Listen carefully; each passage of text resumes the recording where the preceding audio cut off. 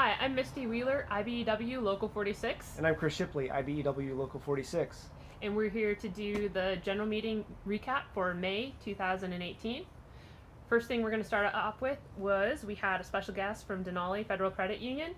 They were there to answer questions for the new vacation accounts that members have. A couple takeaways. So there's no minimum balance for vacation accounts.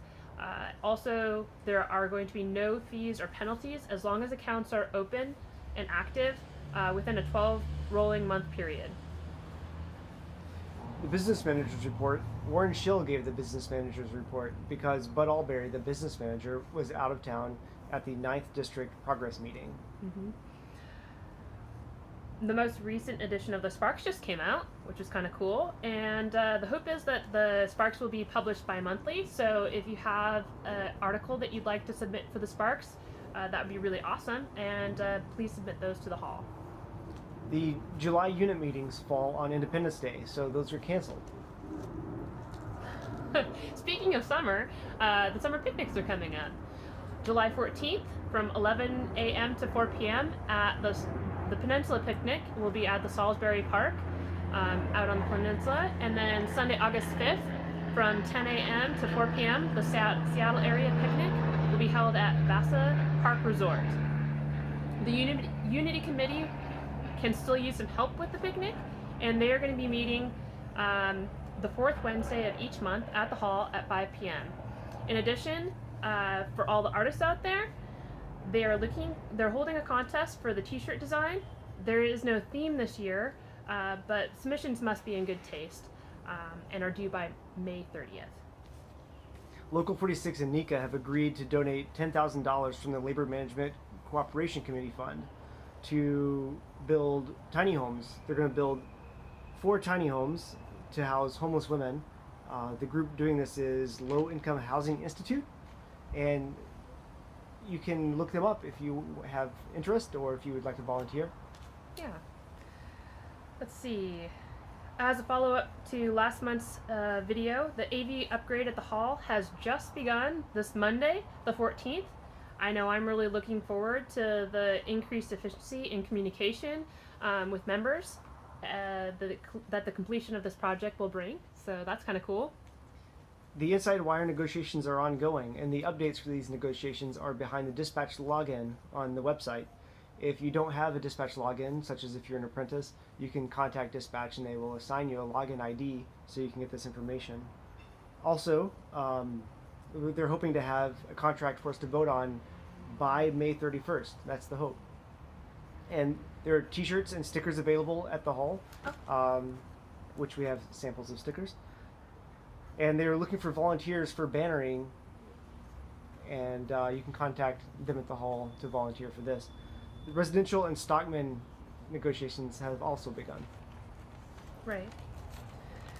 Okay, let's see here. Also, dinner is now being served at the hall again during the unit and the general meetings. And also the hall is taking volunteers for help cooking for these meetings. So if you'd like to volunteer for that and help serve your other members, there's a sign up at the hall. So go ahead and give them a call, or there's a sign up at the counter. Next up was reports from delegates to committees. And the first up was the Electrical Sisters United. They have a happy hour coming up on May 25th at Flat Stick Pub in Pioneer Square. And this happy hour is open to all. That's true. And ESU Pancake Breakfast. It was a success both because of those who bought tickets and volunteered to organize and serve at the event, but also due to the many members who made cash donations. And I want to give a big shout out and a thanks to everyone who helped make the event a success and who gave donations. Thank you very much. We really appreciate it. Next up was the organizing report. There's going to be an organizing blitz in Spokane on May 24th and 25th, where you go around knocking on doors of unrepresented electricians, trying to get them to join up, telling them the good news about the union. Also, the Member Volunteer Organizing Committee? Yeah, Member Volunteer Organizing Committee. Member Volunteer Organizing Committee meets the first Wednesday of the month at 4:30, so prior to the unit meetings. That's true. Okay. From the Snohomish County Labor Council. So United Way is doing their annual peanut butter drive to fight hunger. Donations of peanut butter can be dropped off at the hall at Local 46. I think Jim DeCaro is heading up that drive. Also, in conjunction with Workforce Snohomish, the council they sponsored Trade Up, which is a high school day camp focused on giving teens a chance to try their hands on different trade work.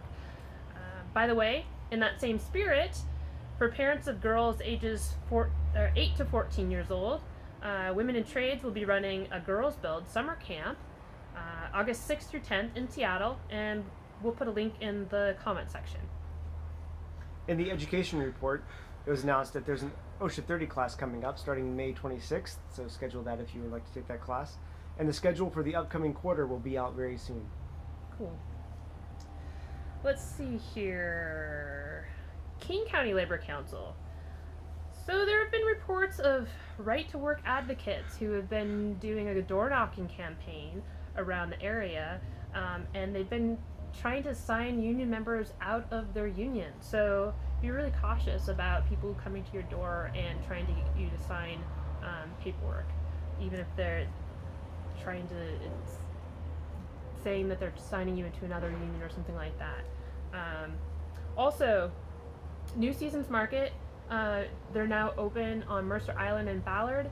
They're trying to open a new location on 23rd and Jackson. The King County Council is saying that the market is very anti-union and has a lot of union busting techniques, and the management has also proudly announced that it brings gentrification with it. So think about that before shopping with the market. That's right, vote with your dollar. Next up was new business. There was a motion passed regarding the benevolence fund. Wording did stipulate that the fund required a vote every 2 years to continue. With the approved change, the fund will continue in perpetuity until a motion is passed to terminate this fund. True. And then there were 2 motions to recommend to the Healthcare Trust. The first motion was to increase the short-term disability from $350 a week to $700 a week, which is more in line with current unemployment benefits. The second is a per diem for travel expenses in the case of members who would have to travel more than 100 miles from their homes for medically necessary treatments that is not available locally. And so those will hopefully be taken up by the Healthcare Trust and decided upon by them. All right, that pretty much concludes what was covered in the meeting. Thank you for watching. Please give us any tips or suggestions, or if there's something you would like us to go into further detail on, we would be glad to do that. Thanks for watching. Yeah, until next time.